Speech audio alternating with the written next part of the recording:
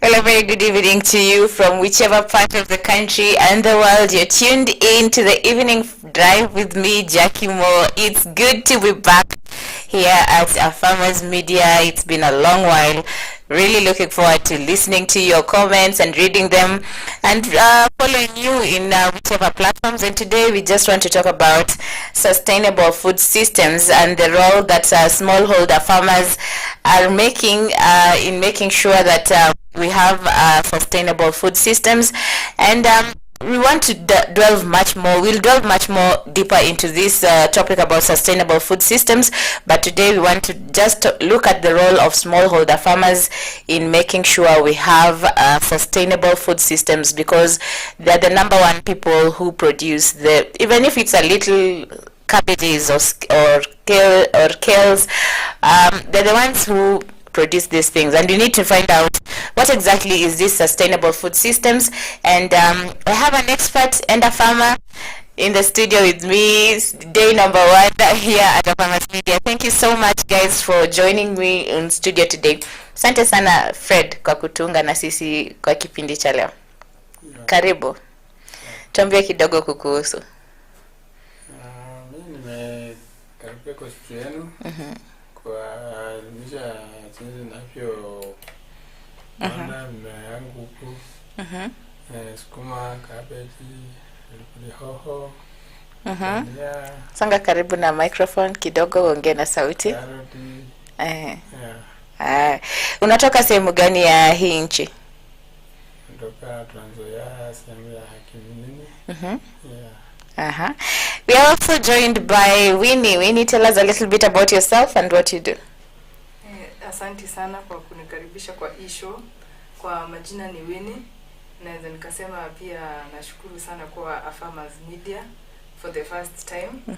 So nimejoin Afarmers Media hivi karibuni na wasaidia upande wa ukulima na pia kibiashara. Asante sana.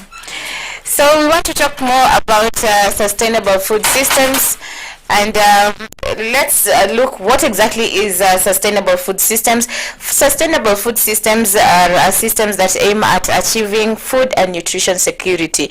And as Winnie has explained, she's one of the agronomists who will be working with closely with the smallholder farmers here at Afarmers. Probably just tell us a little bit what exactly is sustainable food systems for people to understand this topic that you're talking about. Sustainable food system. Sustainable food system, I can say in a language that everyone understands, it is having a balance of the ecosystem between animals, plants, and also other non-living organisms within our environment. Yes. And that's the reason why tuko na Fred leo. Fred ni mkulima, amesema anafanya ukulima wa mboga, unapanda sukuma, cabbage, carrot. Mbona uliamua kufanya hiyo ukulima? Kwa naona hiyo inaletea faida nzuri sana. Endelea, tuambie tu kidogo kuhusu hiyo ukulima. Unafanya aje? Shamba yako inatoshana aje? Unapanda aje hiyo mboga? Unatumia manyua aina gani? Tuambie tu kidogo kuhusu vile jinsi hiyo ukulima unafanya. Mimi na lima shamba yangu. Nalima mara kwanza, ukalima pia ukarutia vizuri, ukatengeneza, ukachukua mnyoo na mbolea ya kuku kidogo ukachanganya, alafu ukaiweka chini sasa. Unapanda mbegu ama unapanda seedlings? Seedling na matoka unaanza transplant. So hizo, mbona uliamua kupanda na seedlings na sio mbegu? Ama ni mfumo wa kisasa umeona sasa ni watu kila mtu anapanda seedling, ama seedling ukipanda inamea haraka? Yote tu inafanya. Gani ni mzuri? Kupanda mbegu? Ukipanda mbegu inachukua muda mrefu, ama wewe unaona gani mzuri? Unaenda seedling ukaanza kuplant ni mzuri. Sasa hii ukulima wa mboga unaifanya aje na umefanya kwa muda wa kiasi gani? Nimefanya kwa muda mrefu sana. Kiasi gani? Kama 10 hivi. Miaka 10? Yeah. Na hujawahi badilisha, umepanda tu mboga peke yake? Pia na mahindi napanda. Pia na mahindi. Yeah. Mbona umeamua tu umebaki tu kwa mboga? Ni pengine inakuletea faida ama pia ndio unatumia nyumbani kukula? Mbona tu umeamua tu ni mboga na mahindi? Najua mahindi kwa vile umetoka kwa Waluya mnakula ukali. Mbona umebaki tu kwa mboga na mahindi? Hiyo mimi nimeona tunafanya hii kazi. Inakupendeza tu, inakufurahisha. Yeah. And that brings me to the question now, Winnie. How can we probably assist such kinds of farmers in helping them build a sustainable food system whereby they can even be able to diversify and probably even change their mindset that you don't have to like probably plant just vegetables. You can plant other kinds of crops and still build a sustainable food system, because when you're talking about food, it's an all-round, like you've just said, the ecosystem. So where do we start from in changing the mindset of such farmers? First of all, I like the fact that this is a farmer that has been growing vegetables for the last 10 years, right? And you have been consistent in the vegetable farming. And I can say, if for example you have been planting vegetables like spinaches, sukuma wiki, you can go ahead and add the traditional vegetables. You know, most people do not know about that. So when you add the traditional vegetables like managu, the other vegetables for traditional, another example is terere, managu, saga. You are not diversifying your vegetables. And also from there you can also start maybe planting fruits. You can start, depending on where your farm is located. Several fruits grow different parts of Kenya, so you can find out which fruit works best based on your area, and then you can start growing so that you can be able to have a whole plate that is nutritious. Yes. Na Fred, tuelezee jinsi ambavyo unapanda mboga zako. Unatumia manure, tupeleke ile process ambayo ukipanda mboga unawekanga manure ama unaweka, wengine unauliza anasema sijui DAP, CN, sijui wewe unapandaje mboga yako? Unatumia nini? Natumia manure. Manure gani?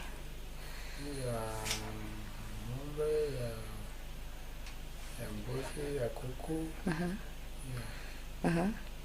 Tupeleke tu kwa hiyo process. Hiyo manure unaitengeneza aje mpaka unaiweka kwa mchanga, ama unachukuanga tu manure ile ya ng'ombe umeshachukua kutoka kwa ng'ombe unakuja unachanganya na mchanga? Unatengeneza aje? Unaitengenezea kwa shimo mahali inaosa, unachanganya matawi na hiyo manure, inashaosa, alafu na chukua naenda kutumia. Sasa hiyo manure unaiweka kwa muda wa kiasi gani kwa hiyo shimo? Inategemea mahali ambapo umeweka. Kwa nini? Kama umeweka mahali penye hakuna maji mingi, inaoza haraka. Na unajuaje hiyo manure imeoza? Si unaenda ukikoroga ndani, unaikoroga mpaka ioze vizuri. So Winnie, what's the importance? Like he's saying he does his vegetables with the cow manure and the goat and the chicken. What's the importance of drying, and how will you know that your manure is ready to be mixed with the soil? Yes, as you know, manure is a very good alternative to our fertilizers, because it has nutrients that some of them cannot be found in our synthetic fertilizers. So for the manure, it is also economical, because if for example you have your farm and then you put your manure there, you are only going to use that manure even for the next season that you are going to plant. So the first thing you have to know about manure is that it's economical to the farmer, and also it has more nutrients as compared to the synthetic fertilizer. It also has benefits to the soil, and with all those benefits, for the farmer, what they have to know is the right way to use the manure on their farm. As we all know, manure takes around 6 months for it to be active after the whole preparation, like he has explained. So you have to be careful as a farmer to know when it is the right time to to apply the manure on your farm, to spread it evenly, so that every part of your farm can have the right nutrients. We've had such misconceptions where some farmers can usually say, I don't know, cow manure is not good compared to goat manure. Wengine anasema manure ya kuku iko na nguvu kuliko manure ya ng'ombe. Me, I usually think manure is manure. It's just like waste. What are your thoughts on that? I can say manure is not manure.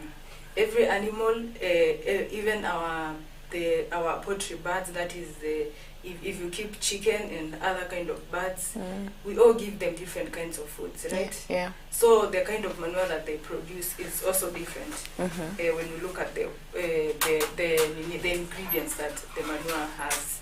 So and also we have to also factor in. We have the technologies that you're having. Let's take, for example, the antibiotics that has come into place. So it gets excreted as a waste. So it is part of the manure, and that is where it is a big part, and you have to also consider that when we are making manure for our plants. Yes. So Frederick, tuambie zile changamoto ama challenges ambazo umepitia kwa hiyo ukulima wa mboga ambao unafanya. Pengine kuna magonjwa, vile anasema kuna antibiotics ambazo pengine unazipata kwa manure na hauko unajua. Sahi mchanga zetu pia ziko na mashida, wengine wanaambiwa wafanyiwe soil testing. Apart from ile challenge ya kupata soko, sijui kama wewe umepanda mboga yako ya kukula ama ya kuuza. Apart from challenge ya soko, ni challenge gani nyingine yenye wewe unaweza sema inasumbua mboga zako kwa shamba? Kupanda, utapanda mboga mingi na kuuza yenyewe watu hawatanunua sana. Mboga imekuwa mingi. Na bei ndio naona inasumbua. Sasa unaona mingi na pia kwa shamba. Apart from hiyo challenge ya soko na bei ya mboga, tuongelele zile challenge za tuseme mchanga, pengine kuna wadudu wanasumbua mboga zako. Wewe sehemu yenye umepanda mboga, ni challenge gani umepata sana? Ni challenge ya mchanga ama ni challenge ya wadudu kukula mboga? Wadudu ndio wako wengi sana. Wadudu wanakaaje? Unajua jina ya hiyo wadudu, na wewe unafanya aje kumaliza hao wadudu kwa shamba lako? Tunatumia dawa ya kwa spray, na kuna dawa yenye tunamkoroka tunapiga kwa hiyo mchanga, alafu wanakufa. Na ulipata kujuaje ni dawa gani unapaswa kutumia kwa hao wadudu ambao wameingia kwa shamba lako? Unajua tu, kwa maana ukipanda hiyo mboga unaona saa ile unaona inaanza kukua kidogo, ukipanda inaanza kukua kidogo, unaona inaanza kukauka. Hapo ukikauka, ukichimba hapo chini utapata hiyo dudu. Ndio nakuuliza sasa, ukipata hiyo dudu unajua aje ni dawa gani unafaa kutumia kwa hiyo dudu? Hiyo dawa unauliza kwa chemist, kwa agrovet. Unabeba huyo mdudu unaenda nayo, ama ukitoa foto enda onyeshe yule daktari wa agrovet, atakuonyesha dawa. Mwenyewe anajua.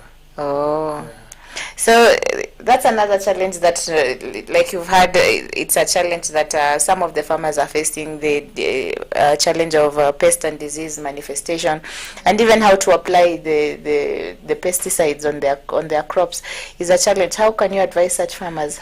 What is the process of administering the pesticides on the crops so that even we don't harm the soil? And what causes the infestation of pests into the soil? Like you've had, it gets the pests in the soil, not on the leaves. Yes. So when it comes to pests, we have to understand that living organisms are diverse. So human beings are not the only ones, or plants that are on planet Earth. Yes. And we have other microorganisms that are also living here to survive. So when it comes to pests, to the farmers, there are different ways of identifying the pest. Like you said, the first one of the ways is to take a photo and take it to the agrovet. Another way is to also maybe uproot the plant that is affected if it is an area. You after doing your scouting, you identify the several plants based on the infestation of the pesticides, and then after uprooting, you can also take a picture or go to the agrovet. And currently, through technology advancement, we also have apps that you can be in a position to take a photo and upload the photo, and they will do the whole diagnosis of the kind of disease or pest that has affected your plant. Yes. Well, we are learning a lot in today's show. You're tuned into the Evening Farm Drive with me, Jackie Moore. And as I told you, I am having very interesting guests. This is Winnie, an agronomist, and Frederick, all the way from Trans-Nzoia County, a farmer, a small-scale farmer. We'll be taking a short break, but do stay with us, and we'll be taking some of your comments on our Facebook page. Do follow us on all our social media platforms, on YouTube, Twitter, Instagram. We'll be taking a short break, pay some bills. We'll be right back after this. Stay tuned.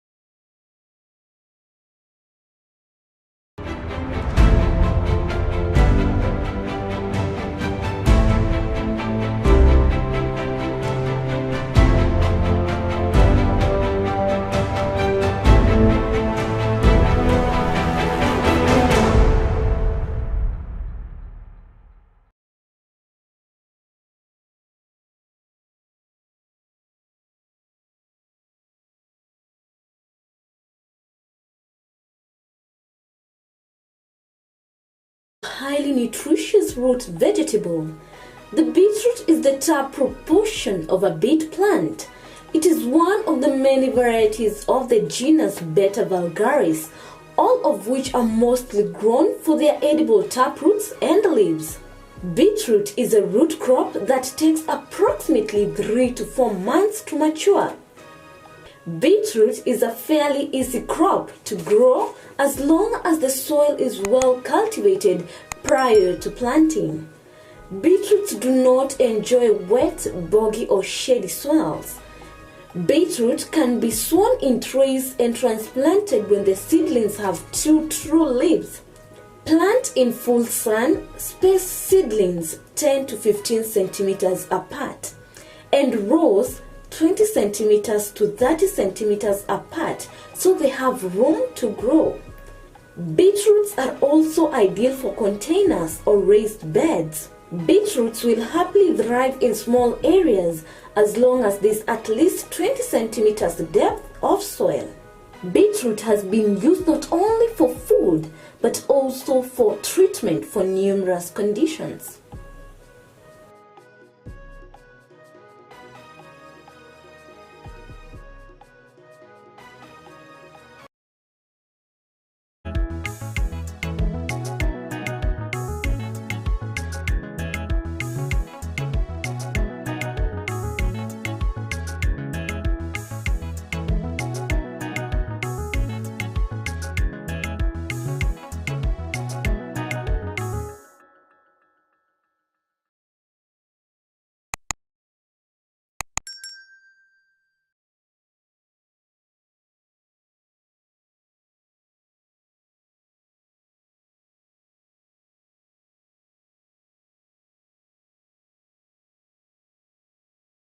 Food system, just a recap. Briefly tell the people who are watching us what is a sustainable food system. Okay, thank you very much. In summary, like I've said before, we have to have a balance. Yes. So through a sustainable food system, we have to make sure that every person or every item in the chain of production, they have to contribute, and we have to make sure it is a circular, or we have to make sure that it is an ongoing chain of contributions to every person that takes part in the production. Yes. So when you say every person, it's like crops are dependent on animals, Yes. and animals are dependent on crops, and Yes. human beings are dependent on all crops and animals. So whatever we consume, whatever each party consumes, has to be safe Yes. and healthy. Yes. So in short terms, that is what sustainable food safety is. Yes. And we also have to make sure that there is no loss. Yes. Fred, uko na swali kwa nini wetu leo? Mgeni wetu leo, kumuulize jinsi unaweza pata mazao mengi. Tunaongea kuhusu kukula chakula ambacho kiko healthy na bado tukue na chakula ambacho kinaendelea kukua, mazao yako hayaishi, unaendelea kupata mapato, na mapato ambayo unapata kama ni mboga, kama ni mahindi, yanakuwa ni mahindi ambayo ni mzuri, yenye mtu hata akikula haezi haribikiwa haezi haribikiwa na hicho chakula ambacho anakula. Pengine uko na swali unaweza muuliza, kama ni diagnosis, kama ni madawa, muulize swali moja, chance ni yako. Sasa mimi namuuliza hii mazao kama ya maize, unaweza panda mbegu gani kwa hii kaunti ya Garatech ndio ikuwe mahindi safi kuliko yenye napanda? Garatech is in Kajiado County. It's an asal region, so it's a dry area. Asanti sana kwa hiyo swali, ni muhimu sana. Tukiingilia upande wa mahindi, kitu ya kwanza mkulima anafaa kujua, siku hizi tuko na varieties mingi za mahindi, na hizo mahindi zote zinafanya vizuri kulingana na ni wapi zimepandwa. Na ni wapi zimepandwa inamaanisha hiyo area zimepandwa, mvua inakuja aje, mchanga iko aje. So kitu muhimu ya mkulima yote mwenye anataka kujua mahindi mzuri, kitu ya kwanza ni kujua zile varieties zinapandwa kwa hiyo region yako yenye unatoka. Unafaa pia kujua mchanga yako inafanya vizuri na mahindi gani, na hapo ndio sasa kuna kuja, ni muhimu sana ujue mchanga wako kitu. Okay. Na sasa ndajuaje hiyo mchanga ndio niende niulize hiyo mbegu kwa hiyo Agrofert? Sasa kitu ya kwanza venye nimesema, unapimua mchanga kwanza, unajua madini ya mchanga wako. Kutoka hapo kuna extension officers wa kila county. Hao watakusaidia kupima mchanga na pia kukuambia ni mbegu gani utaenda kuchukua kwa agrovet yenye inafanya na hiyo mchanga. Na pia kuna kampuni ambazo zinapima mchanga. Na ni muhimu. How long should you take before you do a soil test? Is it yearly or after every 6 months? How long should a farmer take before they do a soil test? Inategemea ni mimea gani unapanda kwa shamba yako. So kulingana na mimea yenye unapanda, hiyo ndio itadetermine kama utafanya soil test. Kwa hivyo kama tuseme nimepanda terere na terere inachukua miezi 3. Nikitoa terere kwa shamba nafaa nifanye soil test ndio nijue ile mmea nyingine yenye nakuja kupanda. Kama uko na hiyo uwezo. Okay. Umeridhika? Uko na swali lingine ungependa kuuliza? Nilikuwa napenda kuuliza mboga. Ukipanda mboga mahali pamoja kama mara 3-4, ukirudisha inafanya ama inafail?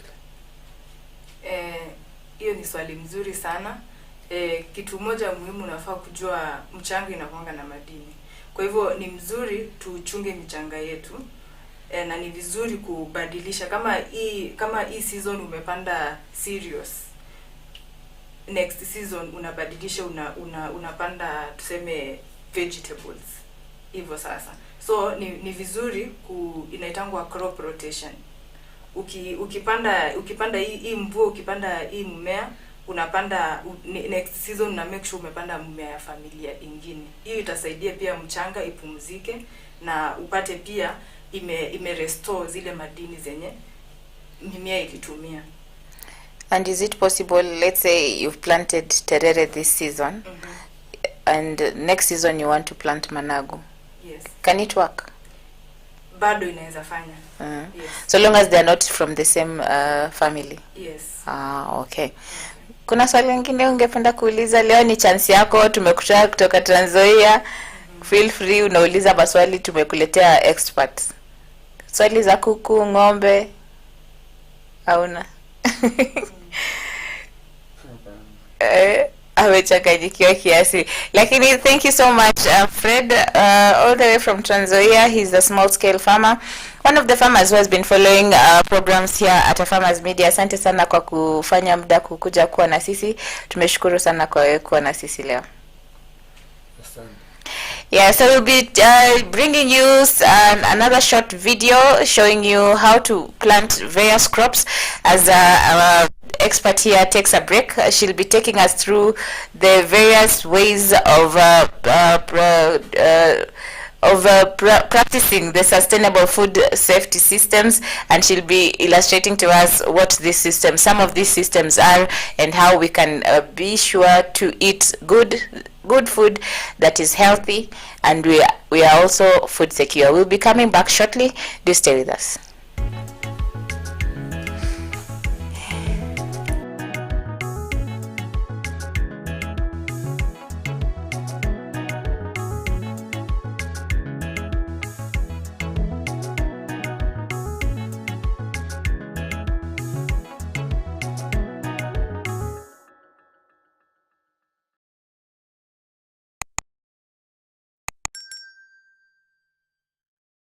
Mahindi yamekuwa chakula kikuu katika sehemu nyingi za ulimwengu na jumla ya uzalishaji wa mahindi kuliko ile ya ngano au mchele. Mbali na kuwa mahindi ni chakula, pia hutumiwa kutengeneza ethanoli, chakula cha wanyama na bidhaa zingine. Kunayo mahindi ya gume, mahindi ya ganda, yani popcorn, mahindi ya unga na mahindi matamu. Mahindi yanalimwa sana kote ulimwenguni na kiwango kikubwa cha mahindi hutolewa kila mwaka kuliko nafaka nyingine yoyote. Shamba la mahindi linaweza kutayarishwa kwa kutumia njia za kawaida au za kilimo cha uhifadhi. Kilimo cha kuhifadhi ni pamoja na kunyunyizia dawa za kuulia wadudu zilizopendekezwa na wataalamu wa kilimo. Unaweza kutumia trekta au njia ya mikono kufanya kilimo cha mahindi. Ni muhimu kuandaa ardhi mapema ya kutosha kuruhusu magugu kukauka na kuoza kabla ya kupanda.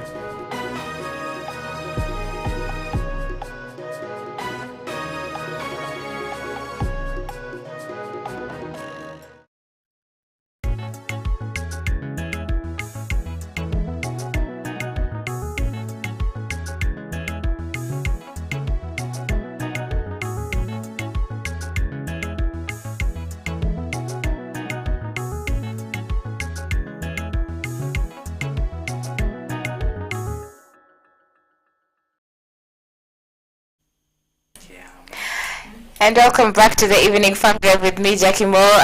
We are having a good time here in the studio, learning more ways of practicing sustainable food systems and getting to know what we need to plant, what time, and making sure that we are eating whatever we are planting and eating is healthy and nutritious for our bodies. Jackie Mo, and we also have another guest in studio. Today, I don't know, Machakos, Trans Nzoia, Kisii, Kakamega, we all have everyone in the studio. Thank you so much for joining us. Tell us a bit about yourself. Thank you for having me in the show. Yeah, my name is Kelvin Mule. I'm a small-scale farmer from Machakos. I practice mixed farming, whereby I do vegetables, maize, beans, and also do poultry dairy. You're a young man. What pushed you into agriculture? How old are you, by the way? I'm old enough. Anyway, I'm 27 years old. You're very young. Yeah. Yeah, what pushed you into mixed farming? I won't even lie. First of all, I saw that there's a big challenge in our country whereby guys cannot sustain their day-to-day lives with the food they are consuming. So basically, when COVID hit, I turned into farming. And that's where the interest grew, and after that I just thought of pursuing it through here. Many young people that I've interacted with mostly practice poultry, rabbit, and horticulture, small scales and small skumawikis and danias. Yeah. What pushed you maize and beans? Why maize and beans?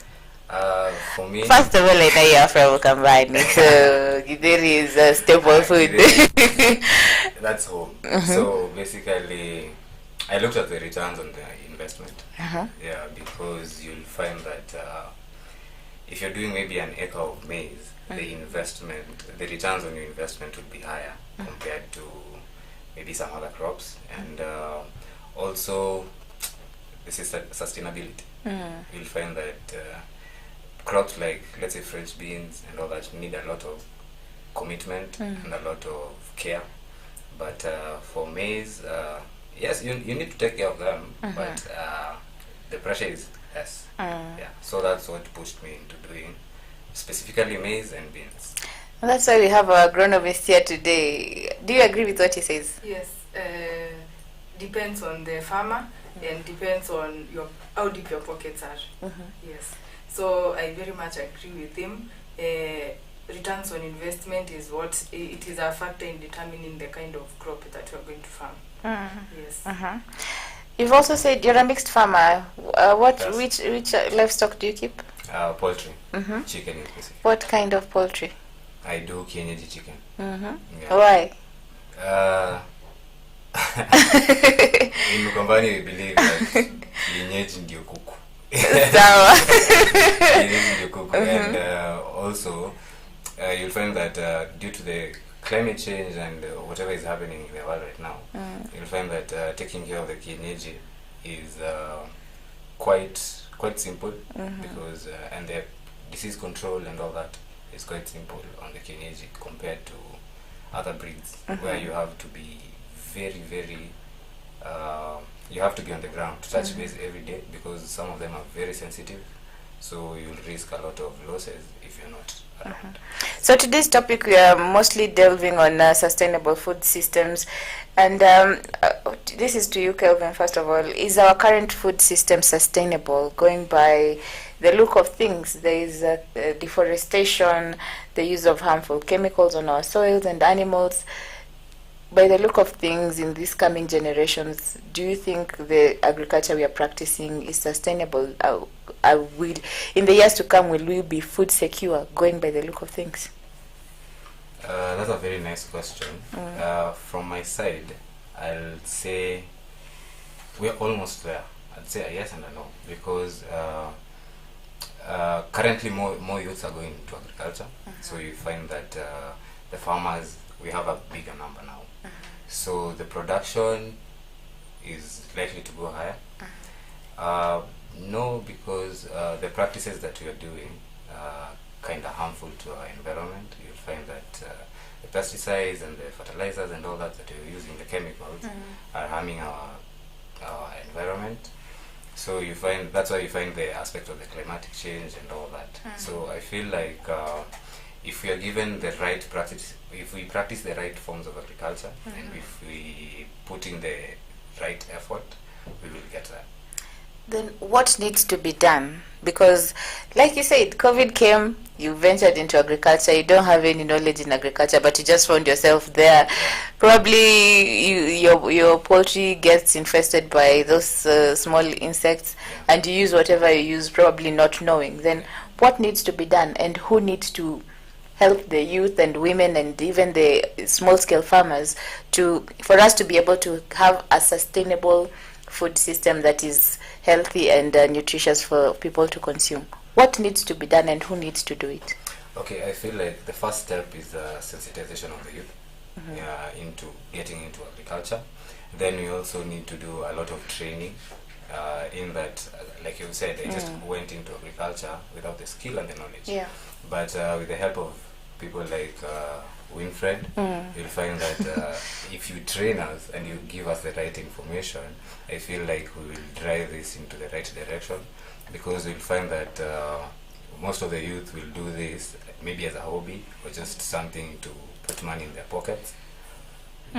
So I think that the county governments and the national government in general should try and get these extension services available to the small-scale farmers, so that we can gain more skill and do the farming we're doing in a more professional way. Winnie, you're also a youth. We've heard from Kelvin. What pushed you first of all to study agriculture? And coming back to the question that I asked Kelvin, looking by the look of things in the coming generations, are you seeing us having a sustainable food system? And are we coming in the near future, will we be food secure and having a sustainable food system that is healthy and nutritious for people to consume, going by the look of things? What first pushed you into agriculture? Okay, thank you very much for that question. I can say what pushed me into agriculture is, first of all, I wanted to make a change. As for today, as we know, currently the global population is about 8 billion. And the more the population we have, our planet is not expanding. It is the same planet that we had 100 years ago. So for me to make an impact and also to contribute to change, I had to look at something that I can contribute and also be part of it. And as a youth, I'm part of the change, because most youths are currently unemployed, and I think I can be able to align with them, and we share certain let's say same challenges. So with that, I can be in a position to brainstorm with them, and together we can bring change. Yeah, so are you seeing a scenario where we'll be having a food secure nation in the coming years, and is our food sustainable system secure, and where are we at with regards to food safety? Yes, also that is a very good question. I can say that we are making change, and for us to see the change, it is the small steps that we are taking.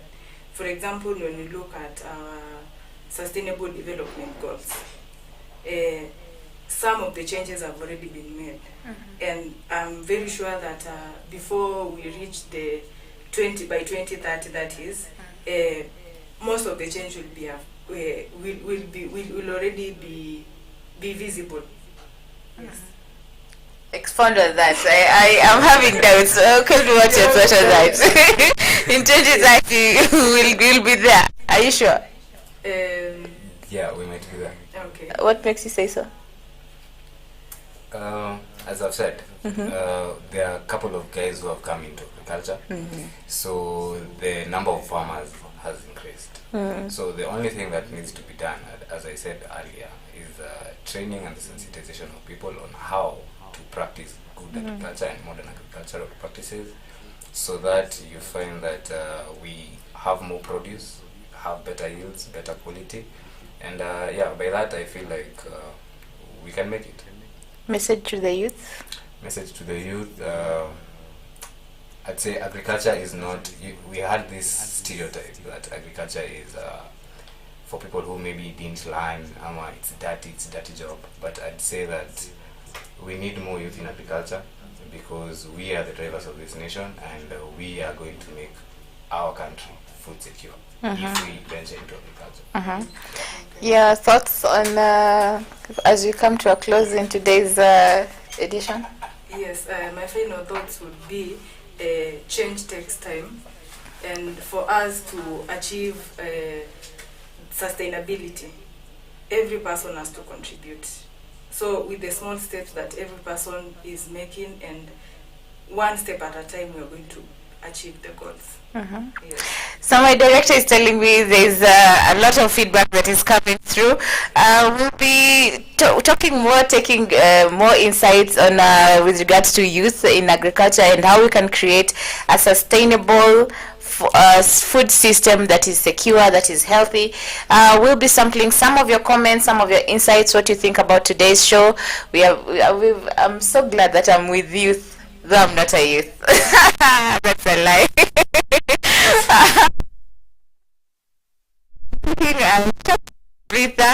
But do stay with us, as we'll be coming back to sample some of your feedback and what you have to say regarding today's topic. Do stay with us. I'm Jackie Mo, coming back shortly. See you in a few.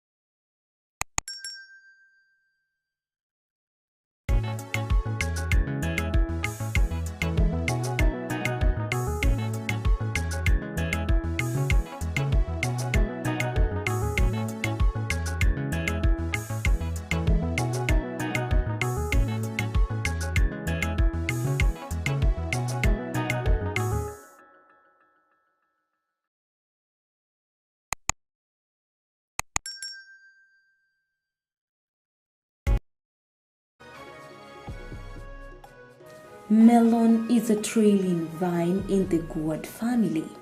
The word melon can refer to either the plant or specifically to the fruit. Watermelon is a type of melon that is sweet and refreshing fruit. Watermelons can either be grown on home gardens for small-scale farmers or large-scale depending on the market demand. You can either transplant or plant watermelon seeds directly. For best performance, plant watermelons in hot, sunny locations with loose, fertile, well-drained soil that is rich in organic matter. It is best to plant watermelons on raised rows and ensure that the soil pH is between 6.0 to 6.8. On average, it takes around 3 months for a watermelon to grow from seed to mature fruit, with smaller varieties having shorter growing times than larger varieties of watermelon. Watermelon growing, if done rationally and on a scalable basis, can be a good source of income.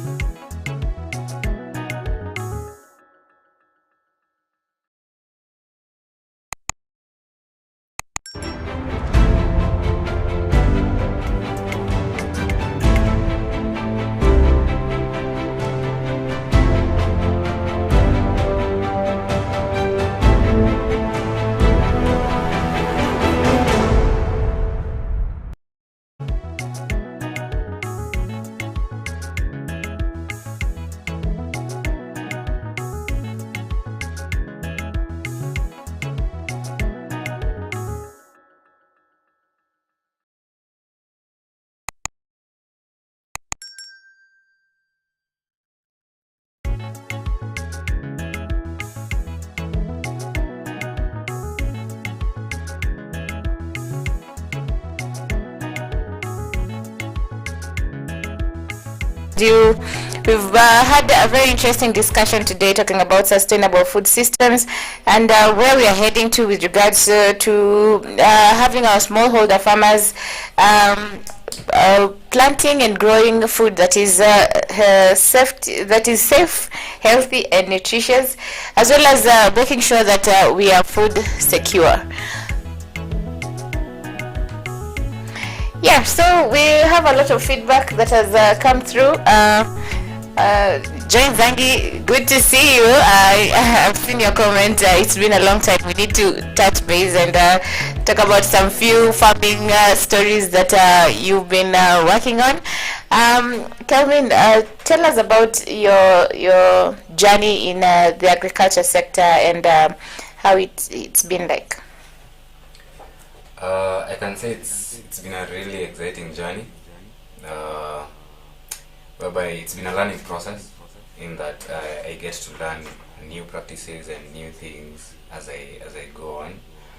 But it's also been challenging because agriculture is now I wouldn't say very expensive, but it's kind of an expensive venture, because you'll find that farm inputs are really hiking, the prices are really hiking. So yeah, I can say that's a big challenge that maybe the government needs to address. But in general, basically, it's been a very exciting and learning experience. Yeah. And Winnie, as we even come to conclude today's evening farm drive, what is your message to maybe some of the youth who have not yet thought of venturing into agriculture as a job? Not just as a hobby, the way he's practicing as a hobby, practicing agriculture as a business. What's your message to the youth? Yes, thank you very much. My message to the youth out there is that, we in Africa we have a culture whereby we are told that the only jobs that you get after maybe going to school after finishing the 844 is an office job. But we are never told that agriculture is also a job that you can be in a position to do and also make an impact, a very big impact. Because, for example, like Kelvin here, who is a young farmer and a youth farmer, I have a question. How many people have you employed in your farming business currently? Currently, I have 2 employees. Okay. That is a very good example. As a youth, you are in a position to be an employer and also make that impact by employing other youths in the community. So that is the message that I want to pass. Do not have the mindset of just being employed after you finish school. You have to be your own CEO so that you can also make another impact on other youth.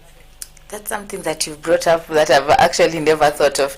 When I usually ask you that, why are you practicing agriculture as a hobby? You can do it as an agribusiness. In my mind, it always rings that agribusiness is you planting the crops that you have planted and taking them to the market and making money. I've never thought about it. There are other farm aides who you've employed. What's your thought? Have you ever looked at it in that angle? I usually think agribusiness is get your produce from the shamba, take to the market, and you make money. But I've never thought you've actually employed. You're an employee, Yes. Yes, because out of what I'm doing, maybe for an agricultural farmer, you can have permanent employees who will be there maybe farm managers will be taking care of the farm, and you also have casuals. You can employ, like maybe during harvesting, maybe during weeding. You can give jobs to youth and women out there who you'll also impact them because you'll be changing their financial status. Okay? So yeah, our culture was soma, fanya hivyo, agriculture you'll just sell, maybe upate pesa ya school fees and all that. But from now where we stand, we see agriculture as an opportunity to impact the community and also create jobs for a couple of people, not only myself but others. Yeah. Very I don't even have more words to say. Very mind-blowing. Exactly. You said it all. This is another topic that you're going to be discussing in the coming shows in the Evening Farm Drive. Today we've talked about sustainable food systems. Keep watching Afarmers Media. There's more and lots more that has been lined up in the coming shows. There's the morning show with Noah, the mid-morning show, and then the evening drive. There's a lot of content that is coming up and that has been planned for you. Keep watching Afarmers Media. Thank you so much, guys, for making time to be with us in today's show. Thank you for too. having me. I've been your host, Jackie Moore. See you tomorrow. Goodbye.